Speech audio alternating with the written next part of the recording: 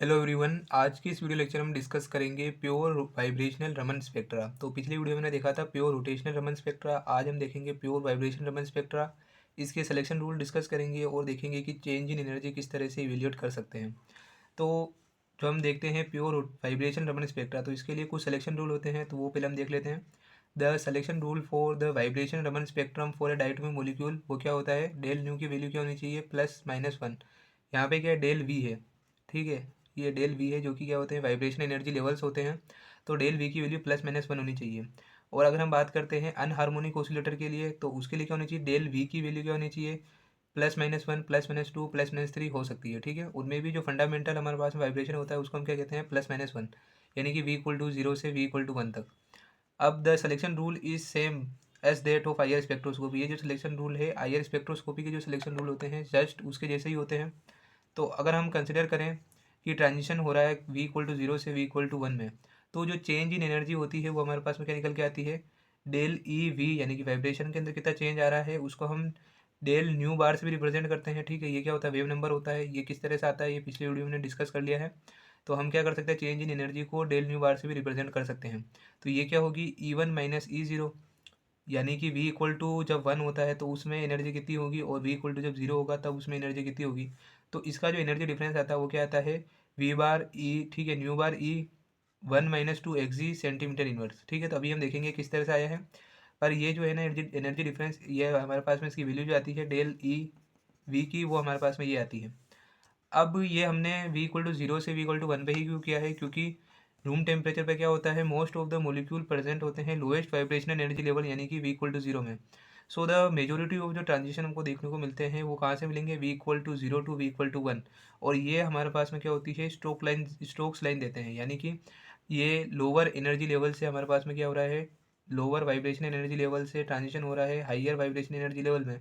तो इसमें क्या होगा कि जब हमारे पास में मॉलिक्यूल एक्साइटेड होकर किसी वर्चुअल स्टेट में जाएगा, और उसके बाद जब किस में आएगा, वो हायर एनर्जी लेवल के अंदर आएगा। तो ऐसी कंडीशन में क्या होगी, मॉलिक्यूल की एनर्जी हाई हो जाएगी और जो इमिटेड रेडिएशन होगी इसकी फ्रीक्वेंसी क्या हो जाएगी, कम हो जाएगी। तो यही जो होती है हमारे पास में क्या होती है, स्टोक्स स्केटरिंग होती है, और ये अकाउंट करता है किसको, स्टोक्स लाइन को। अब हम बात करें कि यहाँ पे पॉसिबिलिटी ये भी है कि स्मॉल फ्रैक्शन ऑफ मॉलिक्यूल जो हो किस में हो, initially higher vibration energy level के अंदर प्रेजेंट हो, जो कि क्या है, v=1 है। विच में also undergo v=1 to v=2, जो कि क्या दे सकते हैं, स्टोक्स लाइन भी दे सकते हैं। और पॉसिबिलिटी ये भी है कि v=1 से मॉलिक्यूल किसके अंदर आ जाए, v=0 के अंदर। तो ऐसी कंडीशन में ये किसको देता है, एंटी स्टोक्स लाइन को देता है। इसमें क्या हो रहा है, यहाँ पे हमारे पास में क्या है, v=1 है, ये क्या है, v=0 है। ठीक है, ग्राउंड वाइब्रेशन एनर्जी लेवल है, ये फर्स्ट एक्साइटेड हमारे पास में क्या है, वाइब्रेशन एनर्जी लेवल है।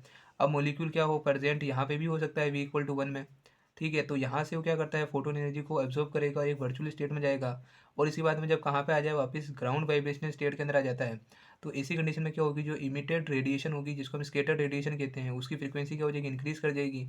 और इसी कंडीशन को हम क्या कहते हैं, एंटी स्टोक स्केटरिंग कहते हैं। ठीक है, तो ये जो ट्रांजिशन होते हैं result in low intense band, क्योंकि ये लो इंटेंस जो हमारे पास में एंटी स्टोक लाइन होती है उनकी इंटेंसिटी लो क्यों होती है, क्योंकि जो हाइयर एनर्जी लेवल होता है उसके अंदर नंबर ऑफ पार्टिकल्स क्या होते हैं, कम प्रेजेंट होते हैं। इसलिए जो इसकी इंटेंसिटी होती है एंटी स्टोक लाइन की, वो कम होती है। तो यही चीज़ यहाँ लिखी है कि this transition result in low intensity bands because small number of molecule are involve. तो ये कारण होता है कि जो हमारे पास में एंटी स्टोक्स लाइन होती है उनकी जो इंटेंसिटी होती है वो स्टोक से कम क्यों होती है। ठीक है, सबसे ज़्यादा इंटेंसिटी हम जानते हैं रेले लेंस की होगी। तो ये हमने देखा भी है। अब हम देखते हैं कि किस तरह से हम जो इसका चेंज इन एनर्जी का जो एक्सप्रेशन है उसको डिराइव कर सकते हैं। तो जो अनहार्मोनिक ऑसिलेटर होता है उसके लिए जो हमारे पास में वाइब्रेशन एनर्जी की वैल्यू होती है वो कुछ इस तरह से दी जाती है। ये क्या है, v+1/2 न्यू ई का न्यू ई बार। ठीक है, इसी तरह से क्या है, -v+1/2 का स्क्वायर न्यू ई बार एक्जी बार। ठीक है, तो ये जाई बार है, क्या जाई ई है ये। ठीक है, तो जाई क्या होती है, बेसिकली अनहार्मोनिक अनहार्मोनिक कॉन्स्टेंट होता है। तो वी तो क्या है, वाइब्रेशन एनर्जी लेवल्स है जिनकी वैल्यू हमारे पास में क्या हो सकती है, 0 1 2 3 एज इट इज़ हो सकती है। और जो हमारे पास में न्यू ई बार है वो क्या क्या होती है, फ्रीक्वेंसी होती है किसकी। तो ये हमारे पास में ई से हम रिप्रेजेंट कर रहे हैं इक्विलिब्रियम फ्रीक्वेंसी। ठीक है, तो equilibrium frequency, equilibrium vibrational frequency हो जाएगी न्यू ई बार। और इस तरह से ये जो हो जाएगी हमारे पास में क्या हो जाएगा, ये अनहार्मोनिक कांस्टेंट हो जाएगा। तो ये जो होती है अनहार्मोनिक ऑसिलेटर की क्या होती है, वाइब्रेशन एनर्जी होती है।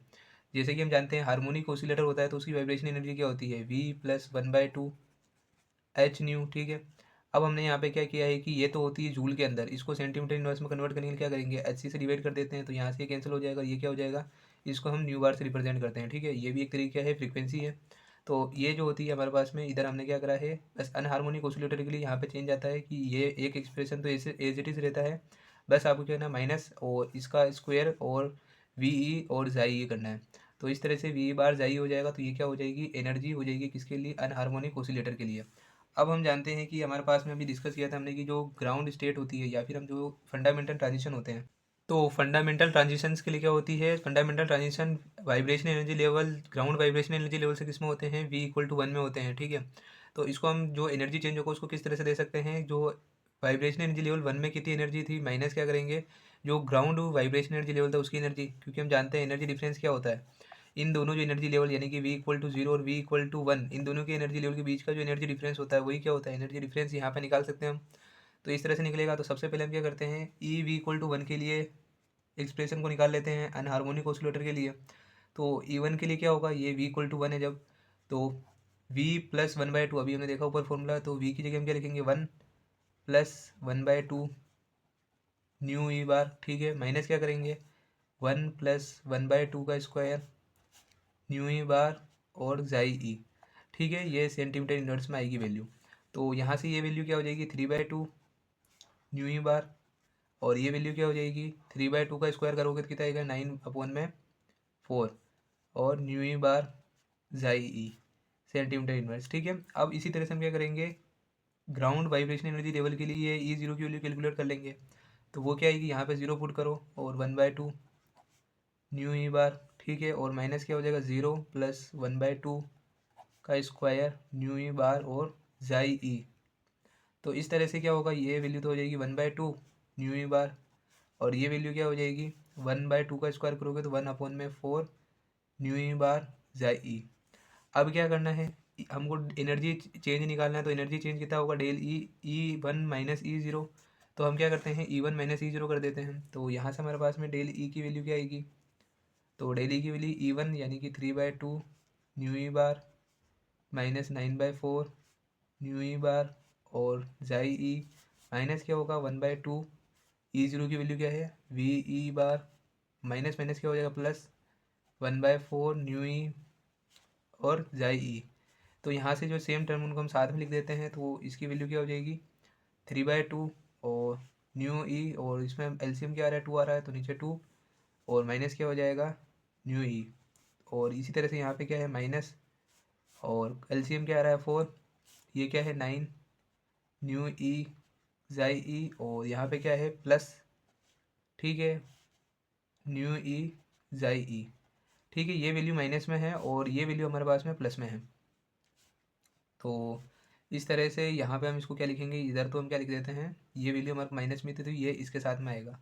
ठीक है, और यहाँ पे हम क्या लगा सकते हैं, यहाँ पे इसको ब्रैकेट लगा देते हैं, तो ये हमारे पास में क्या हो जाएगा, प्लस हो जाएगा। ठीक है, तो इस तरह से हम देखते हैं इसकी वैल्यू तो क्या हो जाएगी, 2 न्यू ई बार अपॉन में 2 प्लस ये क्या हो जाएगी, लार्ज वैल्यू माइनस की है तो, और ये इसमें से एक माइनस हो जाएगा तो क्या हो जाएगा, माइनस का 8 न्यू ई बार जाई ई अपॉन में क्या है, 4। ठीक है, तो इसको हम सोल्व करेंगे तो क्या आएगा, न्यू ई बार, और ये वैल्यू क्या आएगी, माइनस में आएगी, और ये 4 से कट जाएगा 2 टाइम्स में, तो -2 न्यू ई बार और जाई ई। तो इसको हम क्या लिख सकते हैं, न्यू ई बार 1 माइनस न्यू ई बार को हमने कॉमन ले लिया, 2 जाई ई। तो इस तरह से ये हमारे पास में क्या था, एनर्जी चेंज की ये वैल्यू आती है। ठीक है, तो ये हमारे पास में इक्वेशन 1 हो जाएगी। तो अब हम जानते हैं, क्योंकि रमन स्केटरिंग के लिए हमारे पास में क्या कंडीशन होती है कि जो हमारे पास में फ्रिक्वेंसी होती है किसकी, जो कि स्केटर रेडिएशन है, उसकी फ्रिक्वेंसी क्या होनी चाहिए, जो इंसिडेंट रेडिएशन थी उससे कुछ चेंज होनी चाहिए, वो ज़्यादा भी हो सकती है कम भी हो सकती है, और चेंज कितना आता है, जो दो एनर्जी लेवल होते हैं उनके बीच का डिफरेंस, तो डेली। तो इस तरह से हम क्या लिख सकते हैं कि जो न्यू बार होगा वो क्या होगा, ठीक है, न्यू ज़ीरो बार प्लस माइनस हम क्या लिख सकते हैं, वी ई न्यू ई बार। ठीक है, 1 - 2 जाई ई। तो इस तरह से हमारे पास में क्या आएगी, दो कंडीशन आएगी। फर्स्ट कंडीशन क्या होगी, जब क्या होगा, ये प्लस होगा, और सेकंड क्या होगी, जब ये माइनस होगा। अगर ये जीरो होगा तो बेसिकली आप जानते ही हो कि क्या होगा, डेली मतलब चेंज इन एनर्जी कुछ नहीं हो रहा है, तो न्यू बार जो होगा न्यू जीरो बार के क्या होगा, इक्वल होगा। और इसी कंडीशन में कौन सी स्केटिंग देखने को मिलेगी, रेले स्केटिंग देखने को मिलेगी। हम देखना चाह रहे हैं रमन स्केटिंग, तो रमन स्केटिंग में क्या होगा, एनर्जी में चेंज आना चाहिए। ठीक है, मतलब कि जो स्कैटर्ड हमारे पास में जो स्कैटर्ड रेडिएशंस होगी उनकी जो फ्रीक्वेंसी है या फिर जो एनर्जी है वो क्या होनी चाहिए, इंक्रीज या डिक्रीज करनी चाहिए। तो फर्स्ट हमारे पास में क्या आएगी, जब क्या हो न्यू बार हमारे पास में क्या होगा, न्यू बार ज़ीरो प्लस होगा न्यू ई बार और 1 - 2 एक्स ई सेंटीमीटर इनवर्स। तो ये जो होगी कंडीशन किसके लिए होगी, ये होगी हमारे पास में एंटी स्टोक्स के लिए, एंटी स्टोक्स स्केटरिंग होगी और इसमें से हमको लाइन कौन सी मिलेगी, एंटी स्टोक्स लाइन देखने को मिलेगी। और सेकंड कंडीशन हमारे पास में क्या होगी, जब न्यू बार की वैल्यू क्या होगी, न्यू ज़ीरो माइनस न्यू ई बार 1 - 2 सेंटीमीटर इनवर्स। तो ऐसी कंडीशन में क्या मिलेगी, स्टोक्स लाइन देखने को मिलेगी।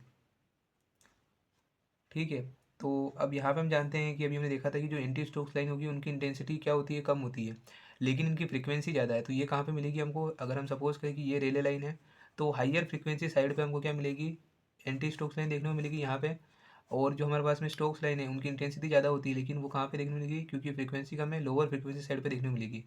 जैसे अगर सपोज करते हैं रेले लाइन है, इसकी इंटेंसिटी ये है, तो इनकी इंटेंसिटी क्या होगी, ज़्यादा होगी as compare to anti Stokes line. ठीक है, लेकिन ये देखने को मिलेगी हायर फ्रीक्वेंसी साइड पे। तो इस तरह से ये हमारे पास में क्या मिल जाएगा, रमन स्पेक्ट्रा।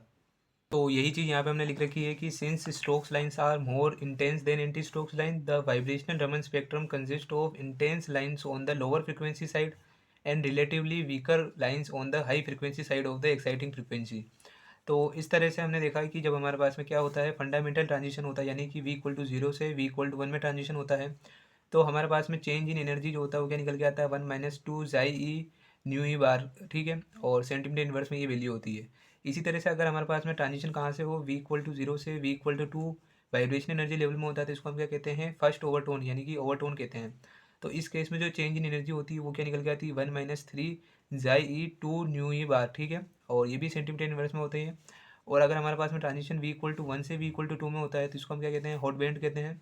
और इसके अंदर चेंज इन एनर्जी जो निकल के आती है वो क्या आती है, 1 - 4 न्यू ई बार। कहीं कहीं हमको ये जो है न्यू ई बार की जगह क्या देखने को मिलता है, ओमेगा ई बार। दोनों की सेम चीज़ है, ये क्या है, ये भी फ्रिक्वेंसी है और ये भी हमारे पास में क्या होती है, फ्रिक्वेंसी होती है। बस ओमेगा और जो हमारे पास में न्यू है उसमें क्या रिलेशन होता है, ओमेगा इक्वल टू क्या होता है, 2 पाई न्यू। तो दोनों ही एक तरह से फ्रिक्वेंसी है। तो आपको कहीं भी ये भी देखने को मिल सकती है, यहाँ पे ओमेगा बार ई, तो यहाँ पे मैंने क्या लिया है, केवल न्यू बार ये लिया है।